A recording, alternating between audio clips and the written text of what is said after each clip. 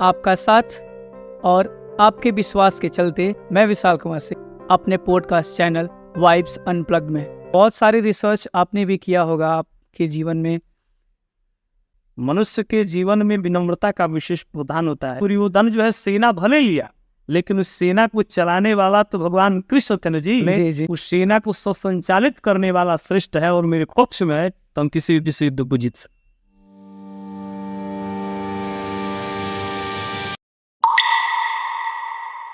भगवान के अवतार तो भाई कई हैं जी। श्रीमद् भागवत के अनुसार भगवान के 24 अवतार माने गए, लेकिन 24 अवतार में ये 6 प्रकार के अवतार हैं जी। कोई अंशावतार है, कोई भूत अवतार है, कोई उग्र अवतार है, कोई परमात्मा का विग्रह अवतार है, कोई भगवान का विशेष संबंध में भी अवतार परमात्मा ने लिया है जी। कोई पूर्ण अवतार है तो कोई परिपूर्ण अवतार। तो उग्र अवतार भगवान नरसिंह का अवतार है, उग्र अवतार। हाँ। और भगवान का शांत अवतार जो है रामा अवतार है। और परिपूर्ण अवतार तो भगवान श्री कृष्ण है। वामन अवतार भगवान का है, जैसे व्यास जाति के जो ऋषि है ये अंशावतार है जी। अंशावतार में इनको माना जाता है। इसमें बोला जाता है कि महर्षि वेद व्यास जी भी भगवान के ही अवतार रहे हैं, अंशावतार है। अंशावतार में इनकी कथा आती है जी। देखिए इसमें जो भगवान के 24 अवतार है, इसमें 10 अवतार बड़े श्रेष्ठ अवतार, जिसमें नाम आते हैं, श्लोक आता है श्रीमद् भागवत जी में, मत्स्य वराह नरसिंह कुर्म वामन राम कृष्ण बलराम बुद्ध कलम, ये 10 नाम। अच्छा ये भी नहीं है, ये 10 नामों को यदि आप ले रहे हैं जी, तो दरिद्रता और दुख दोनों से निवृत्ति।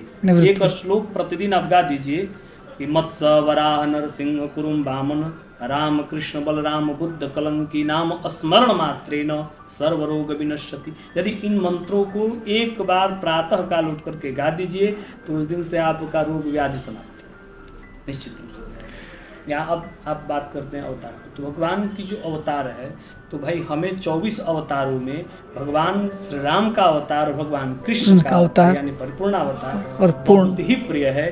और मैं तो भगवान से निरंतर प्रार्थना करता हूँ कि सरकार आप इस दोनों छवि में कभी न कभी मुझे निज दर्शन दे दीजिए, तो मेरा यह जीवन कल्याण हो जाए। महाराज जी अब हम भगवान श्री कृष्ण के अगर विराट अवतार की बात करें तो ऐसा माना गया है कि जब संवाद ये शांति दूत बनकर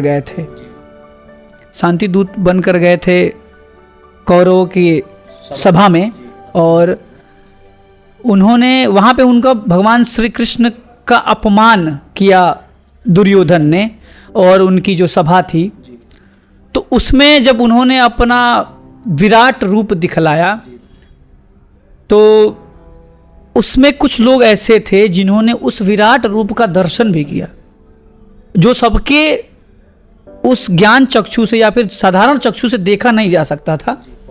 तो ऐसे कौन कौन से लोग थे जिनको उस विराट रूप का दर्शन हुआ उस सभा में? देखिए भगवान के जो भक्त हैं जी, भगवान के जो भक्त हैं वो तो भगवान को सहज रूप से कहीं भी प्राप्त कर लेते हैं। ये कोई निश्चित नहीं है कि वो मंदिर में जाएंगे, द्वार जाएंगे, वहां जाएंगे, तीर्थ पे जाएंगे तो भगवान मिलेंगे। लेकिन जहाँ बात आती तो कहा जाता है कि कण कण में बसे राम, है ना। तो जहाँ भगवान की बात आती है, भगवान श्री कृष्ण की बात आती है और उस विराट पुरुष भगवान की बात आती है, तो भाई भगवान विराट पुरुष का तो भाई अद्वितीय स्वरूप है जी जी। वेद में भी कहा गया है कि सहस्त्र शीर्षा सहस्त्रपात सभूमिगुं सर्वतिष्ठं दशांगुलम पुरुष एवेदगुं सर्वं जजभूतम यच भाव्यम मौतामितु शेषानुदन्मे ना तिरो। इस श्लोक के उच्चारण से ऐसा लग रहा है कुछ विराट मतलब कि बहुत बहुत बड़ी चीज कही जा रही है। वेद में भगवान का कहा गया, उसी में भगवान की विभूतियां भी बताई गई है। चारों वर्ण भगवान के अंश विभूत हैं कि कौन कौन कहाँ से उत्पन्न हुआ है। तो ब्राह्मणों समुखमाशिद बाहु राजनना कृता उरुददस्स वैश्व पतभ्यांगुं शूद्रो वजाय, तो ये वर्णन किया गया है। लेकिन जब भगवान विराट पुरुष के जो व्याख्यान किया जाता है, जो हस्तिनापुर में जो घटना घटी, तो हस्तिनापुर में जब भगवान से विराट पुरुष के रूप में हुए तो भगवान के एक सारथी हैं सात्यकी। तो सात्यकी ने भगवान के ऊपर आक्रमण करने के लिए जब दुर्योधन ने अपने सैन्य बल भेजा तो सात्यकी अपना अस्त्र लेकर के आगे खड़े हो गए कि भाई मैं भगवान का सारथी हूँ और मेरा परम कर्तव्य है कि भगवान की मैं रक्षा करूँ, क्योंकि उनके अंदर रक्षक रूप है। तो भगवान ने कहा कि सात्यकी तुम शांत हो जाओ, इनको मेरा प्रताप बताने दो। मनुष्य के पास कोई भी व्यक्ति जाता है तो 3 ही कारण होता है, अभाव से, प्रभाव से और नहीं तो स्वभाव से। स्वभाव से, अभाव, अभाव, प्रभाव, प्रभाव, स्वभाव। तो भगवान ने कहा है कि मेरा स्वभाव तो विदुर जी ने जाना है, विदुर जी ने जाना, मेरा स्वभाव विदुर जी जानते हैं कि मैं किस स्वभाव का हूँ। यहाँ सभा में बैठे हुए भीष्म पितामह हैं, जानते हैं, दूसरे हो गए, और द्रोणाचार्य, ये तीन लोग मेरे स्वभाव से परिचित हैं, स्वभाव से परिचित हैं कि कृष्ण क्या है। और कृष्ण का स्वभाव हो गया, प्रभाव अभी तक किसी ने देखा नहीं। अच्छा, अभाव में तो कोई कृष्ण के पास जाएगा नहीं, क्योंकि कोई याचक तो है नहीं, याचक तो है नहीं। लेकिन यहाँ जब कृष्ण की बात आ रही है तो कहा भगवान ने कि भाई मेरा स्वभाव तो सब लोगों ने देख ही लिया है, थोड़ा अपना प्रभाव भी मैं दिखा दूं। भगवान स्वभाव से 5 गांव मांगने आए थे, हाँ। राज्य नहीं जी, 5 गांव, 5 गांव मांगे।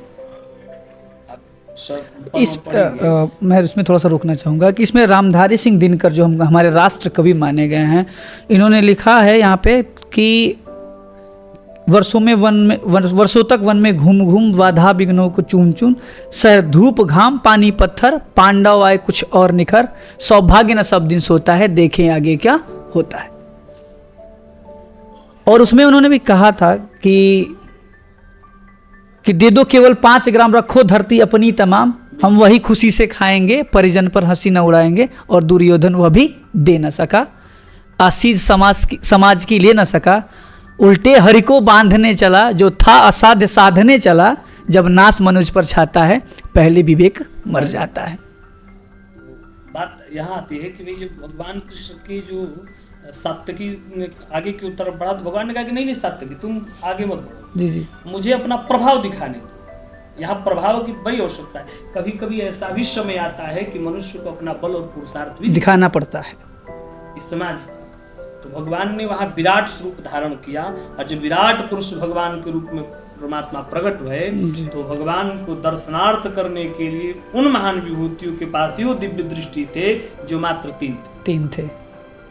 द्रोणाचार्य, भीष्म पितामह और धृतराष्ट्र तो पता ही नहीं था, विदुर महाराज परम भक्त, अच्छा, परम वैष्णव भगत, सरल सहज स्वभाव के धनी, वो विदुर महाराज दिव्य दर्शन के दर्शन जब किया तो उनके मन में यह भाव, जैसे जैसे आप नाम गिना रहे हैं की तरफ पढ़ेंगे, जब भीष्म बाबा को अब जब एक बार तो देख लिए जी, अब भाई कोई चीज को हम बढ़िया चीज यदि एक बार देख लेते हैं तो उसको पुनः पाने की इच्छा होती है। जी, तो भीष्म बाबा ने सोचा कि भाई ये तो रूप तो मैंने देख लिया, अब विराट पुरुष भगवान के दिव्य मनमोहक छवि को देखने के लिए बार बार पुनः तरस रहे थे। जब आप युद्ध सर्ग का अंतिम चरण पढ़ेंगे, भीष्म जहाँ सैया पे लेटे हैं जी, तो भीष्म पर्व का आप जब पढ़ेंगे, जिसमें गीता का वर्णन जी महाभारत में, तो जब भीष्म पर्व को आप पढ़ेंगे आगे, तो उसमें भीष्म बाबा जब सैया पर पड़े हैं तो भगवान से कहते हैं कि भगवत कृपा से कहते हैं भगवान से कि परमात्मा को देखने की लालसा भई उनको।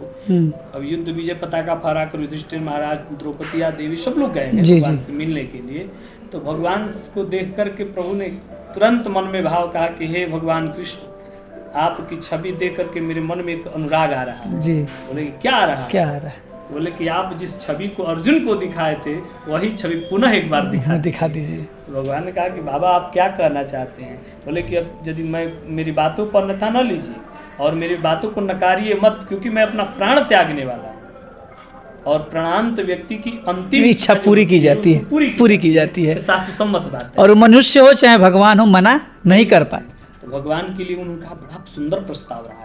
भागवत जी में वर्णन आया है कि भगवान को यहाँ उन्होंने कुछ दिया है जी। अब प्रश्न आएगा कि क्या दिया है? जी जी, विष्णु बाबा युद्ध क्षेत्र में जो सैया पर पड़े हैं, उनको क्या चाहिए होगा?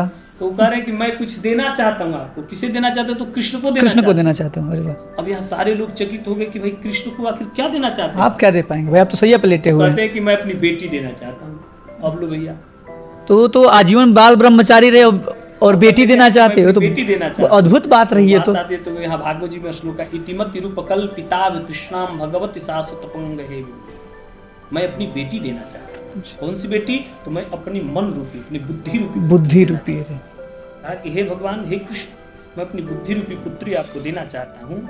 जो पुत्री ने उसकी बुराई, उसकी हिनाई, उसकी चातुर्य, अपना नाना प्रकार का कर्म की है, इस बुद्धि के अंदर ये सद्बुद्धि नहीं बन पाई।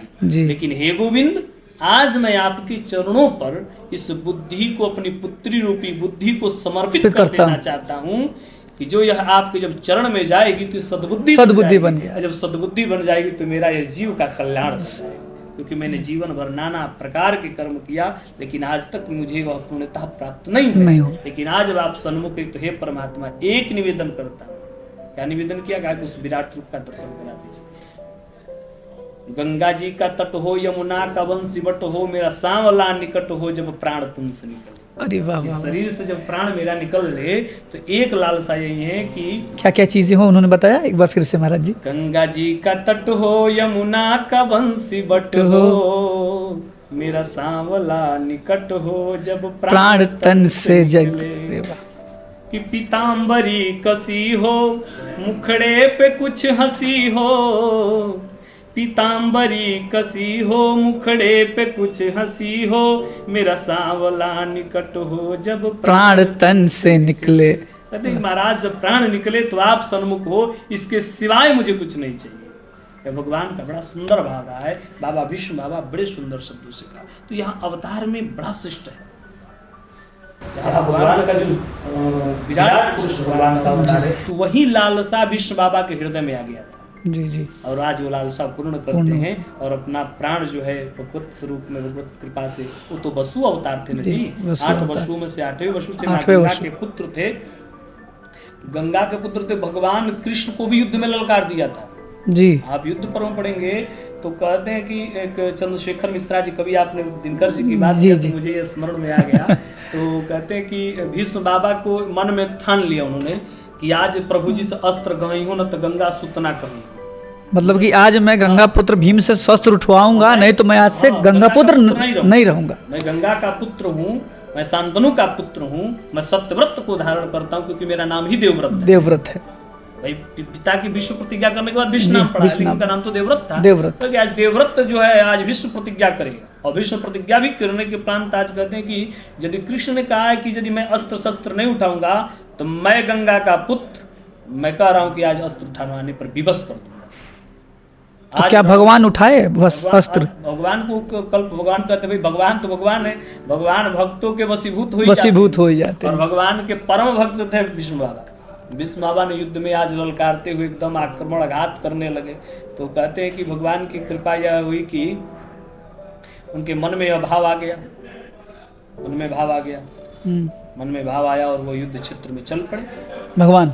हाँ, भगवान से युद्ध क्षेत्र में अर्जुन के रथ पर भगवान सवार हैं और सामने भीष्म बाबा, और भीष्म बाबा बाणों की बौछार करते हैं। तो अर्जुन कहते हैं कि आज भीष्म बाबा को हुआ क्या है भाई? हुआ क्या है? पता चल रहा है कि अश्व को कहीं लगता है तो कहीं सारथी को ही लग जा रहा है बाण।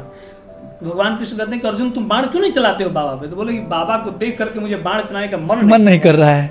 अब बाण चलाएं या बाबा के प्रति मोह दिखाएं, क्योंकि बाबा के जो पुराने कर्म हैं, जो बाबा हमें दुलार प्यार देते थे, वो मुझे स्मरण आ रहे हैं कन्हैया। बोले करे तो बाबा इसमें युद्ध क्षेत्र भूमि में है, युद्ध क्षेत्र में वो इसलिए इसीलिए बस वो शस्त्र उठाए ताकि हम मुझे हस्तिनापुर को सुरक्षित रखना है, मैंने प्रण रख लिया है। विवश होकर के बाण चलाने लगे वो। अब कृष्ण को लगा कि भैया अभी तो बाण नहीं दिखता। भगवान विष्णु बाबा के मन को भाव को समझने लगा, कहा कि आज तो अस्त्र उठाने में आपको दिवस में कर ही दूंगा।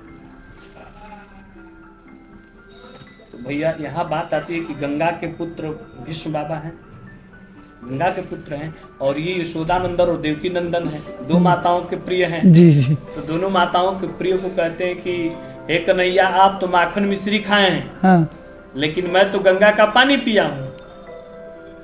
भाई गंगा जी के पास पानी। आप तो गोकुल में जब जन्म लिए थे तो आपको माखन मलाई मिश्री मिला था, लेकिन मुझे तो केवल गंगा का पानी मिला। तो आज गंगा का पानी ही आज देखा जाएगा कि गंगा के पानी में दम है या माखन मिश्री में दम है। तो आज बात आती है तो उन्होंने कहा कि नहीं, अस्त्र उठाने पर विवश किया, और भगवान ने चक्र सुदर्शन नहीं बल्कि रथ से उतरे, और अर्जुन की विवशता को देख करके परमात्मा ने स्वयं की रक्षा के हेतु एक टूटे हुए रथ के पहिए को उठा करके चल पड़े। और जब चल पड़े तो भगवान को इस दृश्य को देख करके, इस रूप को देख करके विष्णु बाबा ने अपना अस्त्र रख दिया और साष्टांग प्रणाम किया कि हे परमात्मा आप के ऊपर कृपा करिए, जो दास को करना है कर दीजिए। आज मेरी इच्छा पूर्ण हुई। दौड़ करके गए और चरणों पर गिर पड़े कि प्रभु ये क्या कर रहे हैं आप? बोले कि भाई कभी कभी भक्त के लिए अपनी मर्यादाएं भी तोड़नी पड़ती है। आज परमात्मा ने मर्यादा को तोड़ दिया, क्यों? क्योंकि भगवान भक्त के वशीभूत होते हैं।